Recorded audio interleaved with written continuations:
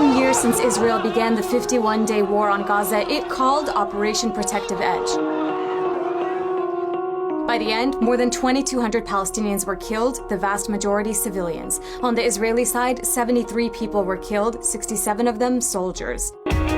This densely populated tiny strip of land that's been called an open-air prison saw a level of destruction that was unprecedented. So, 1 year on, how is Gaza doing? The short answer, not well. طبعاً الحياة بغزة كتير صعبة. إنه في ناس كتير ودعوا أبنائهم، في عائلات كتير اتدمرت. ولا السوق ماشي، ولا في بيع، ولا في شراء. السنة مضى من الحرب، ولا عمار، ولا صار حاجة. خايف ترجع الحرب كمان مرة، وعشان يعني الوضع يتأثر، والناس في ناس لهالقد مصابين من الحرب اللي قبلها. خايفين ترجع الحرب. Life in Gaza is pretty much hopeless for the 1.8 million people who live there. They're walled in by the Israeli army to the north and east, the Israeli navy to the west, and the Egyptian army to the south. People aren't allowed to leave, and few can go in. This siege has meant that less than 1% of the construction materials needed for rebuilding has been allowed in. 100,000 Palestinians remain homeless after 18,000 homes were either destroyed or severely damaged.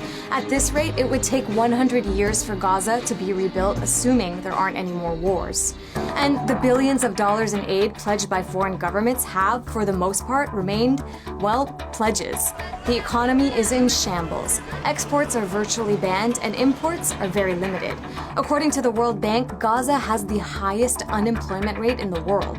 Some people have resorted to selling the rubble of their destroyed homes to make a bit of money. Poverty is so widespread that nearly 80% of the population needs aid or food assistance just to get by. Then there are the emotionally shattered, Gaza's children. Most of them have never been able to leave and have now endured 3 wars in 6 years.